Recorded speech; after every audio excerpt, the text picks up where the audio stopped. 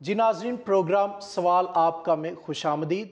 मैं हूं आपका होस्ट इरफान शहजाद। आपके सवालों को मद्देनज़र रखते हुए इस प्रोग्राम को तरतीब दिया जाता है और मसीही ईमान पर उठाए जाने वाले जितने भी सवालात हैं उनका खंदा पेशानी से मसीहत ने सामना किया है और उनके मुदल्लल जवाब दिए हैं, क्योंकि कलाम मुक़द्दस में लिखा भी है, बल्कि मसीह को खुदावंद जानकर अपने दिलों में मुक़द्दस समझो, और जो कोई तुमसे तुम्हारी उम्मीद की वजह दरियाफ्त करे उसको जवाब देने के लिए हर वक्त मुस्तैद रहो, मगर हिल्म और खौफ के साथ। हम सवाल आपके लेते हैं, हमें खुशी है आप सवाल भेजते हैं, और क्योंकि सवाल ही गिराते हैं, सवाल ही उठाते हैं, सवाल ही सिखाते हैं और सवाल ही बढ़ाते हैं। सवाल आपका, जवाब बाइबल का, बाइबल के खुदा का और खुदा के खादिम का। हमारे साथ मौजूद हैं खुदा के खादिम पास्टर ज़ियाउल मसीह साहिब, जो बतौर मसीही अपोलोजिस्ट और बाइबल टीचर के तौर पर अपनी खिदमात सर अंजाम दे रहे हैं। और हमारे लिए बड़े फ़ख्र की बात है वो हमारे साथ इस प्रोग्राम में शामिल हैं, और आपने इनको कई टीवी चैनल्स पर और क्रिश्चियन अपोलोजिस्ट सेमिनार्स के अंदर बतौर स्पीकर सुना होगा। और मसीही एतराज़ात, ईमान पर जो एतराज़ात किए जाते हैं उनके जवाबात ये बड़े मुदल्लल अंदाज से देते हुए पाए गए हैं, और हमेशा खुशी महसूस करते हैं जब लोग इनसे मसीही ईमान पर सवाल पूछते हैं। तो हम आपको वेलकम करते हैं भाई साहब, बहुत बहुत शुक्रिया, खुश आमदीद प्रोग्राम सवाल आपका में आपने वक्त दिया, इसके लिए शुक्रिया। हम मत्ती की इंजील का अपोलोजेटिक सर्वे कर रहे हैं, जिसको मत्ती की इंजील का तनकीदी जायज़ा भी कहा जाता है।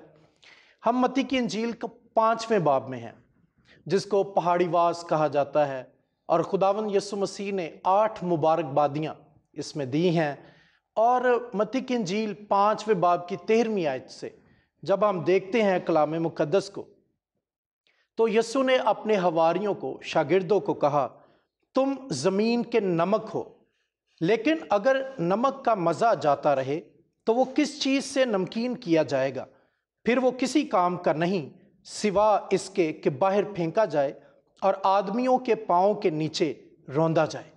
पास्टर साहब, हमें बहुत सारे लोगों ने सवाल लिखे हैं, ख़त भेजे हैं, ईमेल्स की हैं, और उन्होंने इस मतन के ऊपर सवाल उठाए हैं, एतराज़ किया है कि यीशु ने अपने शागिर्दों को क्यों नमक से तशबीह दी, इससे क्या मुराद है?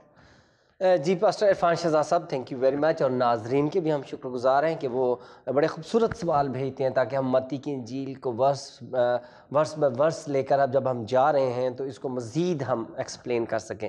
और मुझे जब लोग सवाल भेजते हैं तो मुझे यीशु की ज़िंदगी याद आती है कि यीशु जब घर से निकलते तो वो देखते कि कोई सवाल पूछे, और जब कोई सवाल पूछता तो वो एक लेक्चर देते, और इसी तरह दिन गुजर जाता, और फिर कुछ शफाएं, और फिर इसी तरह। तो बड़ा खूबसूरत है कि लोग जब सवाल पूछते हैं तो दरअसल वो दिलचस्पी ले रहे होते हैं। तो इसमें भी जो दिलचस्पी का अंसर है वो मौजूद है। मैं चाहता हूँ कि मरकस 9 बाब उसकी 50 आयत में भी यही बात जो है वो मरकस रसूल की ज़ुबानी बयान की गई है। तो वहाँ पर लिखा है, नमक अच्छा है, लेकिन अगर नमक की नमकीनी जाती रहे तो उसको किस चीज़ से मज़ेदार करोगे? अपने में नमक रखो और एक दूसरे के साथ मेल मिलाप से रहो। अब यही हवाला लूका 14 बाब उसकी 34 आयत में भी लिखा है कि नमक अच्छा तो है, लेकिन अगर नमक का मज़ा जाता रहे तो वो किस चीज़ से मज़ेदार किया जाएगा?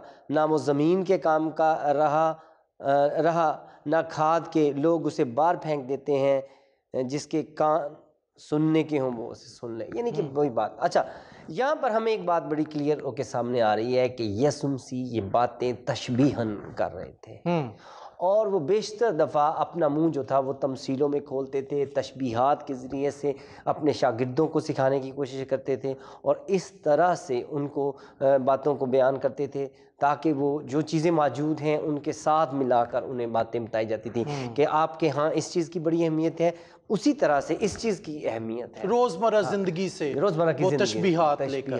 جیسے میرا خیال ہے ہو سکتا ہے یہ کھانا کھانے بیٹھے ہوں اور نمک وہاں پڑا اور نمک سے بات شروع ہو گئی، اور جب آپ کئی دفعہ کھیتوں میں جا رہے ہوتے تھے تو آپ کہتے تھے ایک بیج بونے والے کی مثال، یعنی کہ بالکل ان کو ساتھ گراؤنڈ روٹ جو لیول پہ جا کر ان پہ بات کی جاتی تھی اور ان کے ساتھ تاکہ وہ سمجھ سکیں.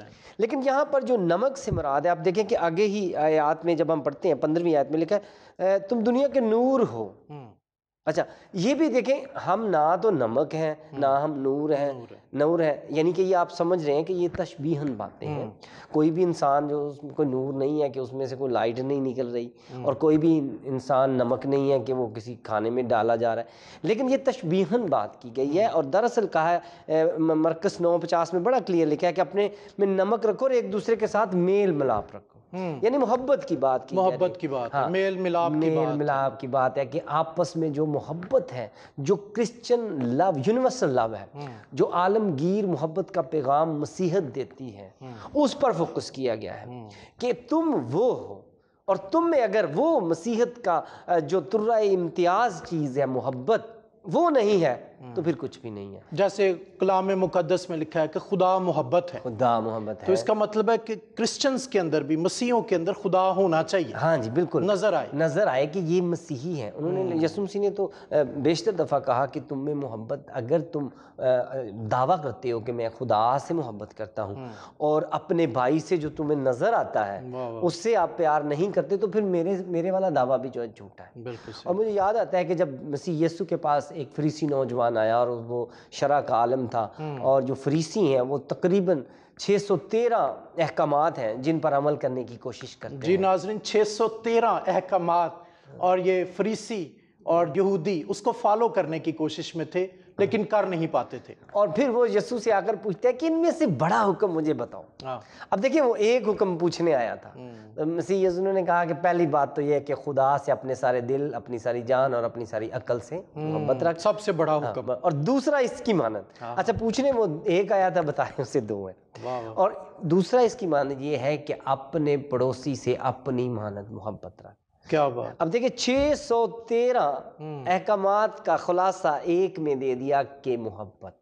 جب احکامات دیے جاتے سمندر کو کوزے میں بند کر دیا. ابھی کہہ دیا کہ جب آپ کہتے ہیں بھائی اپنے پڑوسی کے لیے اس کی لالچ نہ کرنا، تم اگر پڑوسی سے یہ کرو تو اسے یہ کرنا، تم اس کے ساتھ یہ نہ کرنا، یہ کرو یہ نہ، یہ سارا کچھ دراصل انسانوں کے ساتھ ہی جڑا ہوا ہے.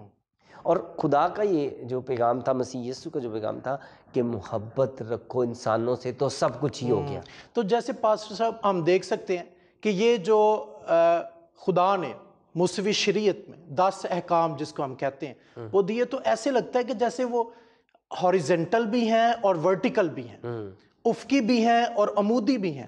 خدا کے ساتھ بھی ان کا تعلق ہے اور انسانوں کے ساتھ بھی تعلق ہے. اور یہاں بھی دیکھیں تو کراس بھی ایسے ہی ہے. ہاں جی مسیح ایسے ہی ہے، بالکل بالکل. اگر سلیب کو دیکھا جائے تو ایسے ہی لگ رہا ہے. تو دونوں باتیں ہیں. لیکن آپ نے یہاں بھی دیکھا ہوگا کہ محبت کی بات کی جا رہی ہے اور سمجھ کے ساتھ محبت کرنے کی بات کی جا رہی ہے، اور یہ ہے ریئل اسپرٹ آف کرسچینٹی.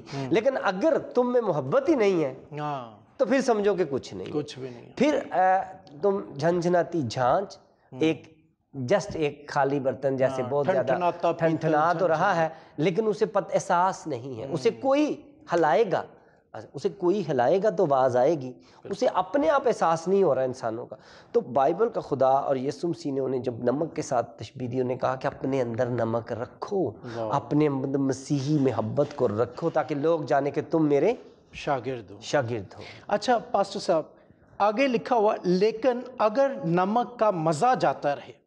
اب سوال جو ہمیں ملے ہیں وہ زیادہ تر یہی تھے کہ سر دنیا کیمسٹ وہ حیران ہے کہ یہ خداوند مسیح نے کیوں بات کر دی، کیونکہ کیمیا کے مطابق، علم کیمیا کے مطابق نمک جو ہے وہ اپنا مزہ، اپنا ذائقہ کھوتا ہی نہیں ہے. تو یہ بات کیوں کر دی اگرچہ کہ وہ خدا ہے، وہ بصیر ہے، وہ پوری دنیا کا علم رکھتا ہے، تو کیا خداوند یسوع کو یہ نہیں تھا پتا کہ یہ نمک کی تو نمکینی جاتی نہیں ہے؟ جاتی نہیں. چل بہت خوبصورت ہے. ناظرین یہ سوال ہم تک آپ کا پہنچا ہے کہ مسیح یسوع نے یہ کیوں کہا کہ اگر نمک کا مزہ جاتا رہے، اور جیسا کہ آپ نے کہا کہ وہ سوڈیم کلورائڈ ہے، اور تو سوڈیم کلورائڈ اپنا بانڈ نہیں توڑتا، لہٰذا یہ امپاسبلٹیز میں ہیں.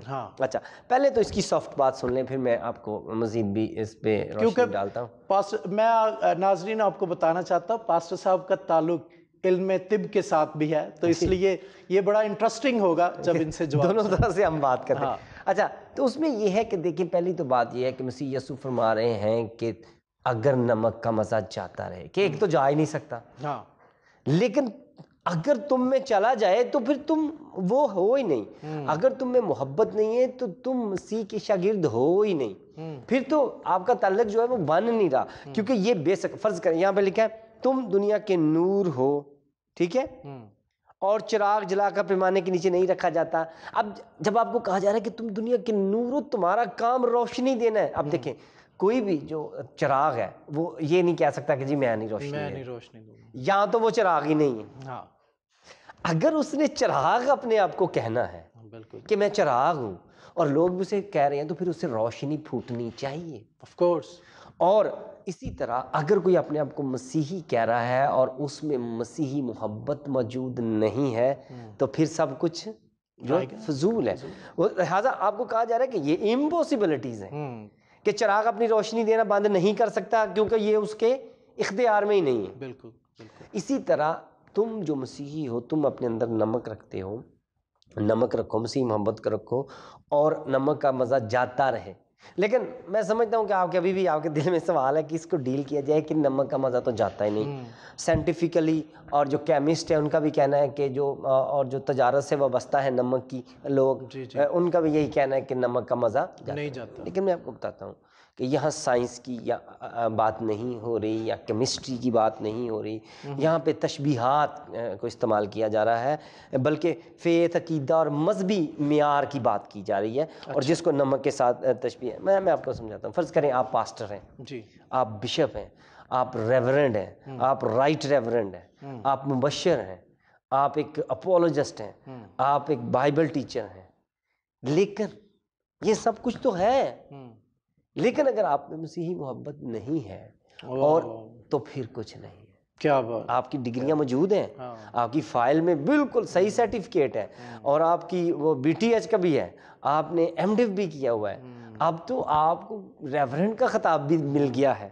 یعنی اس کا مطلب یہ ہوا کہ ہم خدا کے بارے میں تو جانتے ہیں، لیکن خدا کو پرسنلی نہیں جانتے. ہاں جانتے، اور ہم اس کی جو خاص اپنے اندر یونیورسل لو ہے اسے ایکسپریس نہیں کر رہے، اور آپ ایک کلرک بن کے رہ گئے ہیں. آپ ایک کلرک، آپ دیکھیں آپ بشپ ہی ہیں، آپ نمک ہی ہیں، آپ کے ساتھ ٹائٹل صحیح جڑا تھا، لیکن اب اس کی مزہ ہی نہیں آ رہا، آپ کے اندر وہ مسیحی مزہ ہی نہیں آ رہا. According to your faith you are not working well. تو خدا کی نظر میں آپ کا مزہ چلا گیا، خدا کی نظر میں آپ کا مزہ چلا گیا. اور پھر آپ سے اگر کوئی پوچھے گا جی آپ کے جب ڈاکومنٹس دیکھیں گے تو بالکل پورے ہیں، آپ بالکل بشپ ہی ہیں، آپ کی جو ویریفیکیشنز ہیں، آپ کو ordain بھی کیا گیا ہے، لیکن آپ کے اندر وہ مزہ نہیں ہے، آپ خود ان تعلیمات پر عمل نہیں کر رہے، آپ کی زندگی میں گناہ ہے، آپ کی زندگی میں غفلت ہے. تو پھر اسی طرح نمک کی اگر بات کریں، نمک کی ہی میں چلیں دوبارہ سے نمک کی ہی بات کرتے ہیں. 3 مذاہب ایسے ہیں جن کے نزدیک کچھ حرام حلال کی بات جو ہے وہ ڈسکس کی جاتی ہے، جیسا کہ یہودیت میں ہیں، مسیحی ہیں، اور پھر اسلام میں. فرض کریں نمک پڑا ہے اور اسے کتا چاٹ جاتا ہے نمک ہی، اب استعمال کریں گے آپ؟ میں تو کم از کم نہیں کروں گا. میرا خیال ہے یہودی بھی نہیں کریں گے، اور وہ اسے کیا کہیں گے، اسے اٹھا کے پھینک دیں گے باہر. اب آپ ایک کیمسٹ کو لے آئیں اور اسے کہیں ذرا ٹیسٹ کریں، ہے نمک ہی؟ تو ہے تو نمک ہی ہے، لیکن اس کا مزہ چلا گیا، آپ کی نظروں سے وہ گر گیا ہے.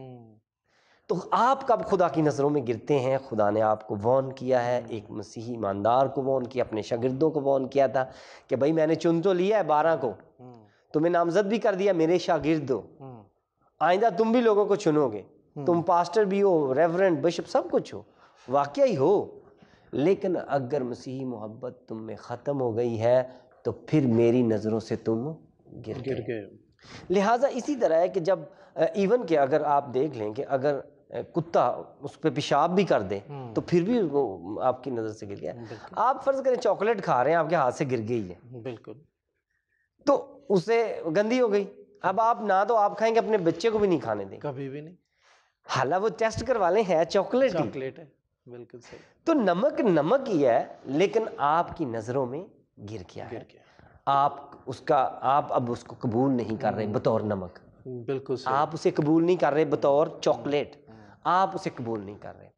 لہٰذا جب ملاوٹ، اب آپ سمجھ گئے ہوں گے، بالکل صحیح، ملاوٹ اور غلاظت آپ کی زندگی پر لگ جاتی ہے تو خدا کی نظروں میں آپ گر جاتے ہیں اور پھر آپ گرتے گرتے جاتے ہیں۔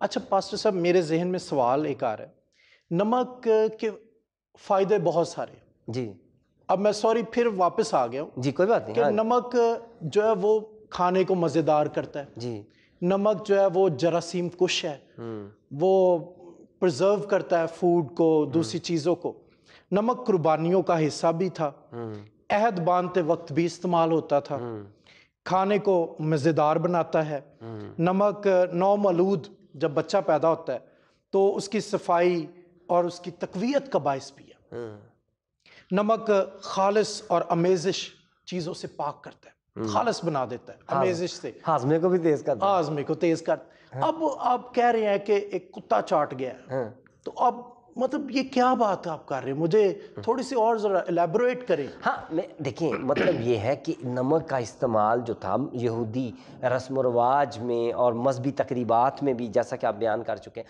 خدا کہہ رہا ہے کہ تم وہ نمک ہو، تم نے ہر حصے میں تم نے اس دنیا پر اثر انداز ہونا ہے، اگر کوئی صفائی کا مسئلہ سمجھانا ہے لوگوں کو تو وہ بھی تم نے سمجھانا ہے، طہارت کے لیے بھی تم نے سمجھانا ہے، تم نے اگر کوئی میڈیکل کی بات آ گئی ہے، لوگوں کو کسی بیماری سے آگاہ کرنا ہے تو وہ بھی تم نے بتانا۔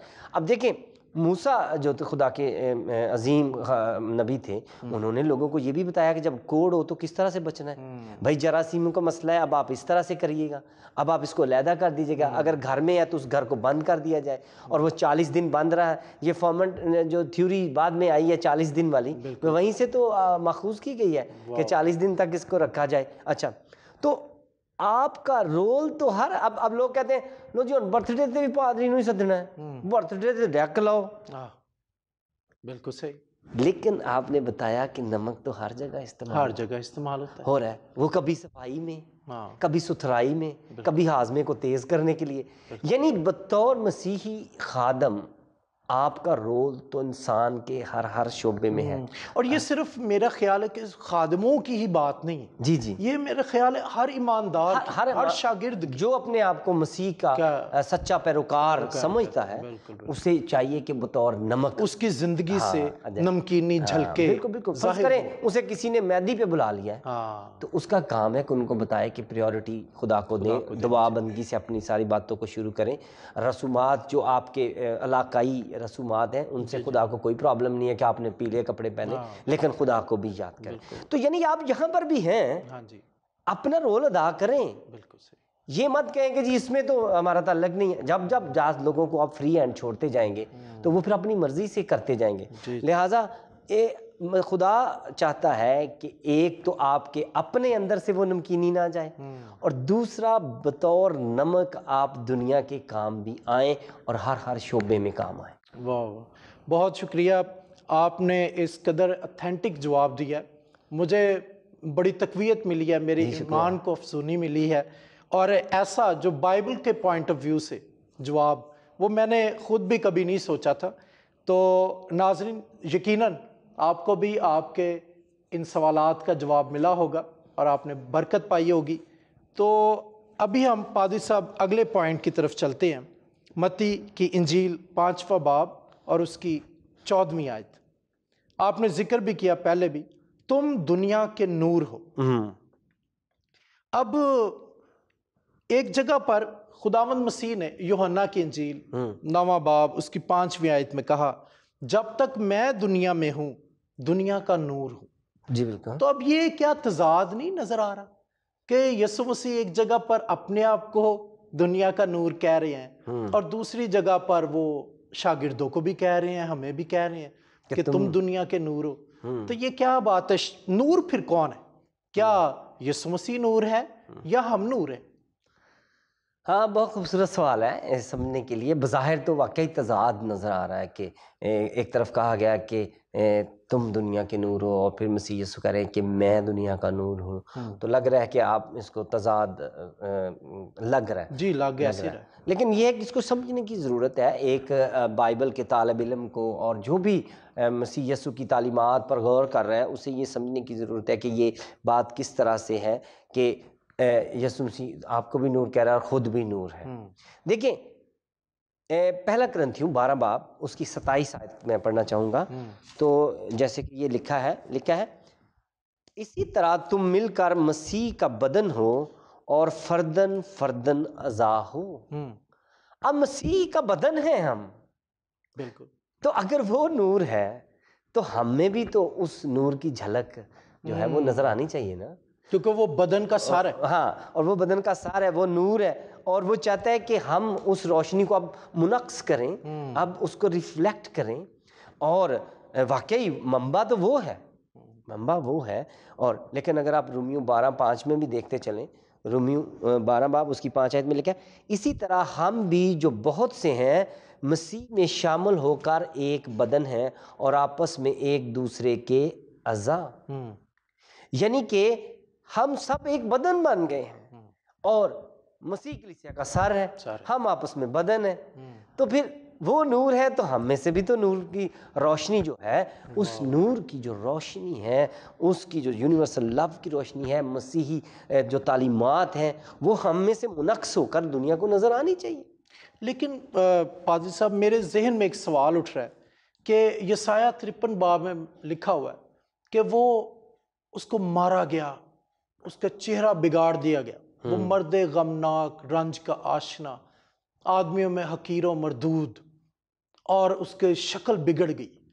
تو وہ نور پھر کیسے وہ جھلکا ہے؟ کیسے پتا چلا ہے کہ وہ نور ہے اور دنیا کا نور ہے؟ ہاں دیکھیں، یہی تو دنیا نے اب دیکھا ہے کہ وہ کس طرح سے دنیا کا نور ہے، کہ پوری دنیا جو ہے اس کے پیروکاروں کے زیر سایہ ہو گئی ہے. اب دیکھیں کہ دنیا میں دنیا کے ہر شعبے میں خدا نے مسیحوں کو برکات دی ہیں اور وہ ہر شعبے میں چمک رہے ہیں. پاسٹر سے پہلے میں یسوع مسیح کے بارے میں ٹھیک ہے، میں وہی کہہ رہا ہوں کہ دیکھیں کہ صلیب پر جو اس کی حالت بن گئی، جی اس کے تو اپنے چھوڑ کر بھاگ گئے. ہاں ٹھیک ہے، وہ تو بلکہ اندھیرا ہی اندھیرا ہو گیا وہاں. ہاں جی، لیکن چونکہ اس وقت جو سورج تھا اس نے کہا کہ دنیا کا نور تو یہ ہے، اور جب اس کو یہ مار رہے ہیں تو میں تو اس سے روشنی لیتا ہوں، تو اس نے بھی اپنی روشنی دینا بند کر دی.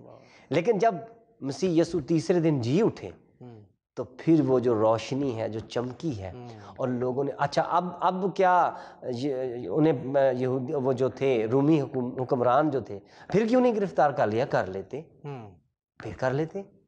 لیکن چونکہ اب وہ ہار گئے تھے، نفسیاتی طور پر ہار گئے تھے. اس کہانی میں بظاہر لگتا ہے کہ ہیرو مر گیا. تو کسی نے مجھے کہا کہ جی یہ اس کہانی میں نا جو مسیح یسوع کی صلیبی موت کی کہانی ہے، ساری کہانیوں میں تو ہیرو زندہ رہتے ہیں اور ہیرو کی بڑی بات ہوتی ہے، اور آپ نے پہلے ہیرو کو مار دیتے ہیں اس میں.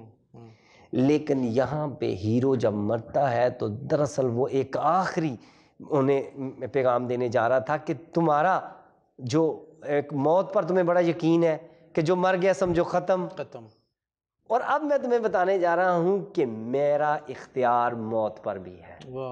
لوگ موت کو ڈیسٹنی سمجھتے، بس اس سے آگے کچھ نہیں. اس کے اور پھر جب انہوں نے دیکھا کہ یار اس کو مار بھی دیا اور پھر بھی یہ زندہ ہے، تو اب اس سے بڑھ کر ہم کیا کریں؟ کیا بات، اینڈ ہو گیا نا. تو پھر یسوع مسیح کی جو روشنی وہاں پر چمکی اور پھر وہ رک نہیں سکی، اور وہ پھر 12 اور پھر 72 اور پھر 500 اور پھر 3000 ان کے ساتھ مل کے دن بدن جو ہے وہ اس کی روشنی کو لوگ قبول کرتے جا رہے ہیں، اور اس کی روشنی جو ہے وہ چمکتی جا رہی ہے. لہٰذا ہمیں اب مسیح دعوت دے رہے ہیں کہ تم بھی میرے جیسے بنو. مسیح ہمیں دعوت دے رہے ہیں. یعنی ایک تو یسوع مسیح خود نور ہے، ہاں جی، کہ اس نے بھلائی کے کام کیے، معجزات کیے، مردوں کو زندہ کیا، اور دوسری بات کہ اس نے ہمیں اختیار دے دیا. ہاں مردوں میں سے جی اٹھا. جی جی کہ تاریکی کی قوتیں موت کی طاقت اس کو دبا نہیں سکی اور وہ نور بن کر نکلا. جی بالکل. اور اس نے ایسے ہی وہ نور ہمارے اندر ڈیلیور کیا. تو دیکھیں کہ اب وہ چاہتے ہیں، مسیح یسوع چاہتے ہیں کہ اب یہی نور ہم میں نظر آئے. اگر رومیو 8 باب اس کی 29 آیت میں پڑھوں گا تو وہاں پہ لکھا ہے کیونکہ جن کو اس نے پہلے سے جانا ان کو پہلے سے مقرر بھی کیا کہ اس کے بیٹے کے ہم شکل ہوں. اب دیکھیں کہ مسیح یسوع کے ہم شکل بننے کے لیے ہمیں دعوت دی جا رہی ہے کہ اگر وہ نور ہے تو ہم نے بھی نور بننا ہے اس دنیا کے لیے. کیونکہ اب تو مسیح یسوع جو ہے اس دنیا سے چلے گئے اور اب وہ ہمیں کہہ کے اختیار بھی دے کے اور انہوں نے کہا کہ تم نے نور بننا ہے. آگے لکھا ہے تاکہ وہ بہت سے بھائیوں میں پلوٹھا ٹھہرے، اور جن کو اس نے پہلے سے مقرر کیا ان کو بلایا بھی، اور جن کو بلایا ان کو راست باز بھی ٹھہرایا، اور جن کو راست باز ٹھہرایا ان کو جلال بھی بخشا. دیکھیں نور تو انہیں بخش دیا تھا. یعنی کہ یہ نور کا منبع تو مسیح یسوع ہی ہے اور وہیں سے یہ نور آ رہا ہے. پاسٹر صاحب یسوع مسیح نے خود بھی تو کہا کہ جب تک میں دنیا میں ہوں دنیا کا نور ہوں. جی تو اس سے پھر کیا مراد ہے؟ یعنی آپ کیا کہنا چاہ رہے ہیں کہ آپ کہنا چاہ رہے ہیں کہ اب وہ دنیا میں نہیں ہے تو کیا وہ پھر نور نہیں ہے؟ کیونکہ اب تو نہیں ہے وہ دنیا میں تو نور نہ ہوا پھر اب پھر ہم نور ہوئے. نہیں دیکھیں وہاں پر تھوڑا سا ترجمہ جو ہے اسے کمزور ہے ترجمہ.